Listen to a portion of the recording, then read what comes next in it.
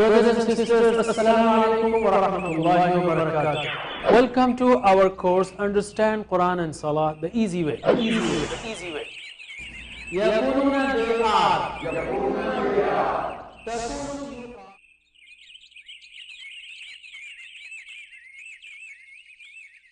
بسم الله الرحمن الرحيم الحمد لله رب العالمين والصلاة والسلام على أشرف الأنبياء والمرسلين نبينا محمد وعلى آله وصحبه أجمعين. ناظرین السلام علیکم ورحمۃ اللہ وبرکاتہ. آؤ قرآن اور نماز سمجھیں، اس کے تیسرے سبق کو اب ہم شروع کرتے ہیں، جس میں ہم سورہ فاتحہ کی آیات پڑھیں گے 4 سے 5 اور کچھ گرامر بھی کریں گے. تو ہم شروع کرتے ہیں. اعوذ باللہ من الشیطان الرجیم، بسم اللہ الرحمن الرحیم. مالک یوم الدین ہم نے کیا تھا الحمدللہ رب العالمین الرحمن الرحیم، تو ہم آگے چلتے ہیں مالک یوم الدین. مالک یعنی مالک ہے، اردو کا لفظ ہے مالک. مالک یعنی مالک ہے، آپ لوگ بھی کہہ سکتے ہیں مالک یعنی مالک ہے. یوم کا مطلب ہے دن. یوم کی جمع ایام اردو کا لفظ ہے. یوم عید، یوم آخرت اردو میں آتا ہے، اور قرآن میں 393 بار آیا ہے. یوم اور ایام یہ دونوں الفاظ کافی بار آئے ہیں. تو یوم کا مطلب ہے دن. الدین، الدین کے 2 معنی ہیں، اور بھی معنی ہیں لیکن 2 اہم معنی ہیں. ایک ہے بدلہ، ایک ہے بدلہ جو کہ یہاں پر مراد ہے بدلے کا دن، اور دوسرا مطلب ہے دن، زندگی کا نظام. جیسے ہم کہتے ہیں دین اسلام، زندگی گزارنے کا طریقہ. یہاں پر مراد بدلہ ہے. یوم الدین یعنی بدلے کا دن. مالک یوم الدین مالک ہے بدلے کے دن کا. مالک یوم الدین یعنی مالک ہے بدلے کے دن کا. کیا مطلب ہے؟ یعنی اس دن کوئی قوت نہیں ہوگی، صرف اکیلا اللہ تعالی ہی مالک ہوگا، حاکم ہوگا. اس دنیا میں اللہ تعالیٰ نے آزمائش کے لیے کسی کو کچھ اختیارات دیے ہیں، اصل میں مالک تو وہی ہے، لیکن وہاں پر تو کسی کو کوئی اختیار نہیں ہوگا سوائے اللہ کے، جیسا کہ اللہ تعالیٰ کہہ رہا ہے مالک یوم الدین. لیکن وہ سب سے بہترین اور عادل حاکم ہوگا، مالک ہوگا. کوئی اس وقت سفارش نہیں کر سکے گا سوائے اس کے جس کو اللہ تعالیٰ نے سفارش کی اجازت دی ہو. اس دن کی ہولناکی کو تصور کیجئے. جیسے میں نے کہا جب یہ آیتیں پڑھتے ہیں ہم تو تصور اور احساس جو ہے ہمارا میکسیمم ہونا چاہیے. تو اس دن جیسے سورہ عبس میں اللہ تعالیٰ فرماتا ہے کہ اس دن یوم یفر المرء من اخیہ و امہ و ابیہ و صاحبتہ و بنیہ، یعنی اس دن بھاگے گا انسان اپنی ماں سے، اپنے باپ سے، اپنے بھائی سے، ہر ایک سے بھاگے گا. تو ایسے بھیانک دن میں کوئی کسی کو پوچھنے والا نہیں ہوگا. اس دن کا مالک ہے وہ. تو اس آیت پر ہم کو ایک طرف امید بھی ہونی چاہیے کہ اللہ تعالیٰ اس دن ہمیں جزا دے گا، انشاءاللہ جنت کا انعام دے گا، اس لیے کہ اللہ تعالیٰ نے الحمدللہ بغیر پوچھے مسلمان بنایا. اب ہم جو ہے اس سے سوال کر رہے ہیں رحمت کا، جنت کا. تو انشاءاللہ اس دن ہم سب کو اللہ تعالیٰ جنت دے گا. اور ساتھ ہی ساتھ اپنے گناہوں کی وجہ سے، گناہوں کے انجام سے ڈرنا چاہیے کہ کہیں اس کی وجہ سے ہمیں عذاب نہ ملے. تو ان احساسات کے ساتھ پریکٹس کیجئے. ترجمہ کیجئے مالک مالک ہے. ترجمہ کیجئے مالک مالک ہے. یوم دن کا، الدین بدلے کے. پھر سے مالک مالک ہے. یوم الدین بدلے کے دن کا. یوم الدین بدلے کے دن کا. یوم الدین بدلے کے دن کا. مالک یوم الدین مالک ہے، ویری گڈ، مالک ہے بدلے کے دن کا. ایاک نعبد و ایاک نستعین. ایاک، ایاک کا مطلب ہے تیری ہی. ایا مطلب ہی، تیری ہی. ایاک تیری ہی. نعبد عبادت سے ہے، اردو میں ہم کہتے ہیں عبادت. اور عابد اور معبود، عابد عبادت کرنے والا، معبود جس کی عبادت کی گئی، یہ سب اردو میں الفاظ استعمال ہوتے ہیں.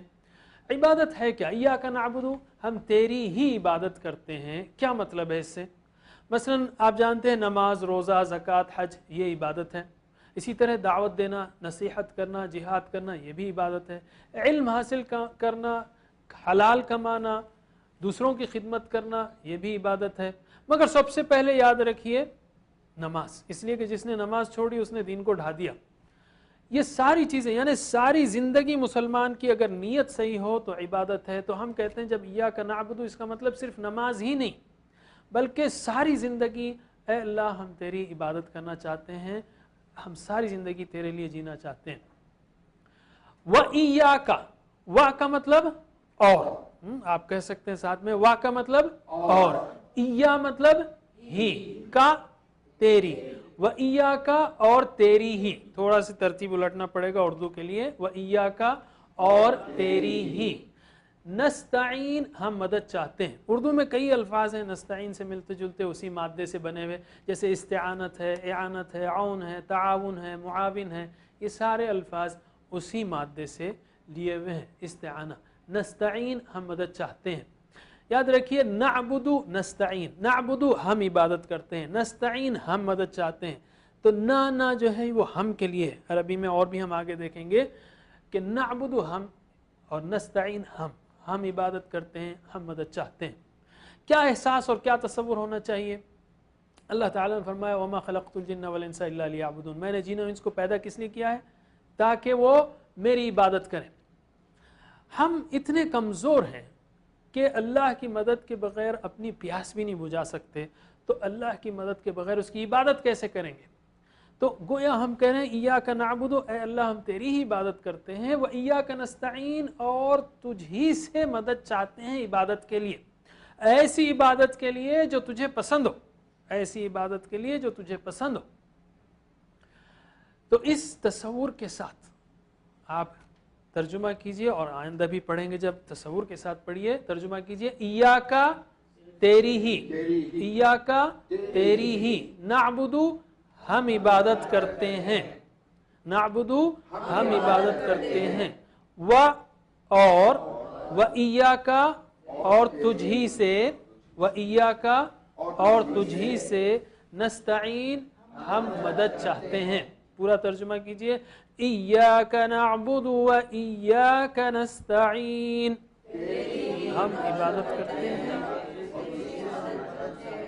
तेरी ही हम इबादत करते हैं और तुझ ही से हम मदद चाहते हैं।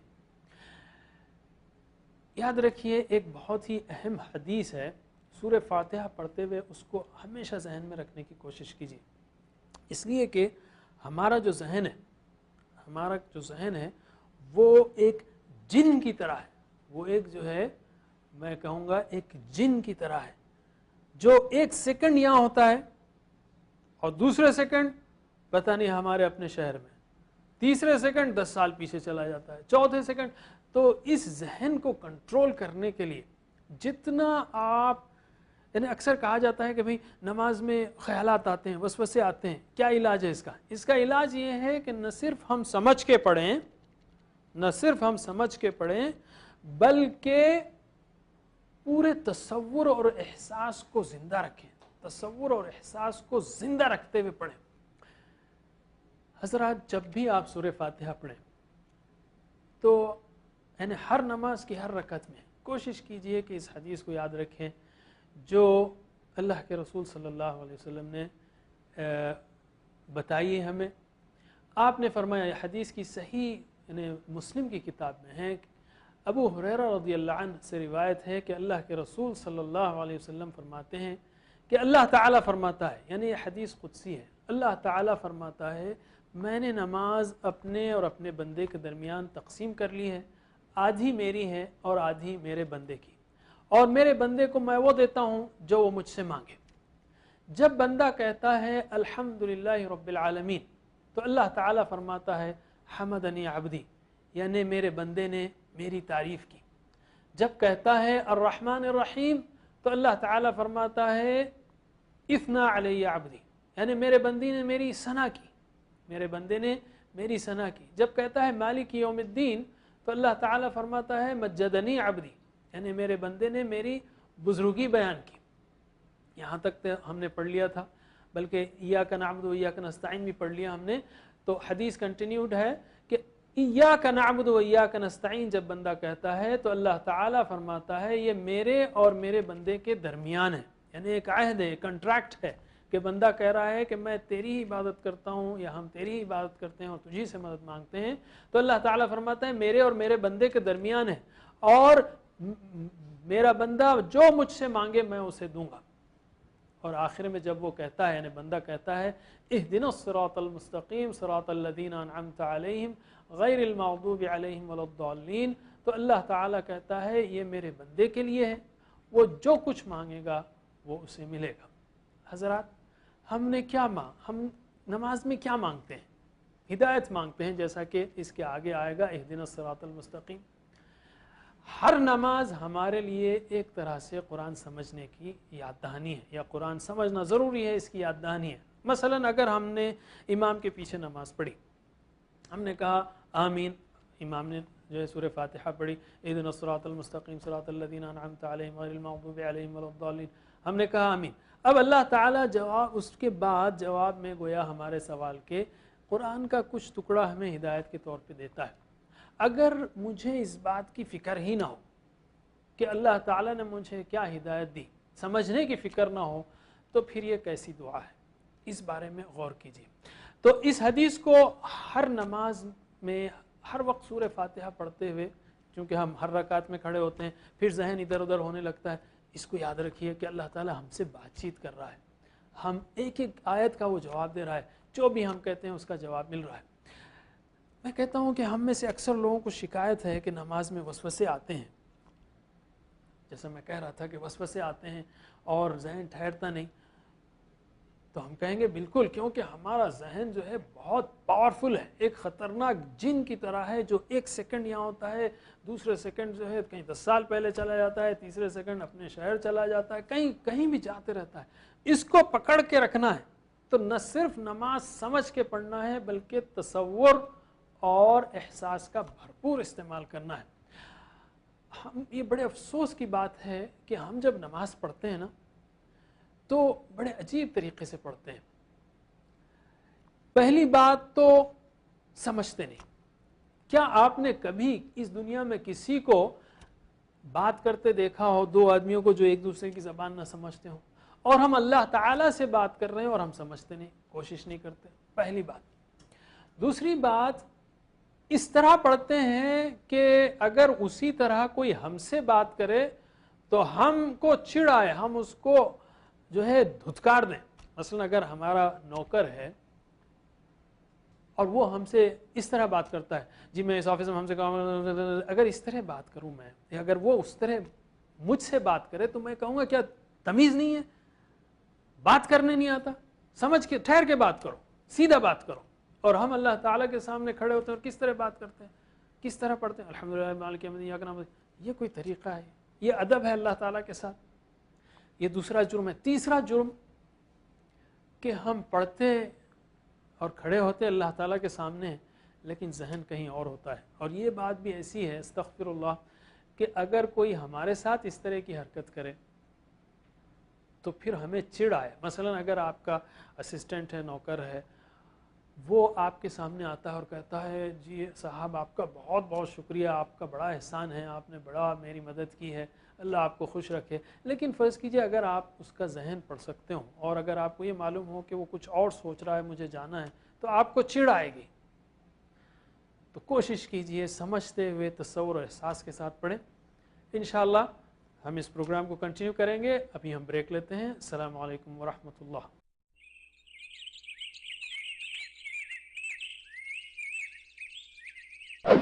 Brothers and sisters, Assalamu alaikum wa rahmatullahi wa barakatuh. Welcome to our course, Understand Quran and Salah the easy way. The easy way. يقولون they are.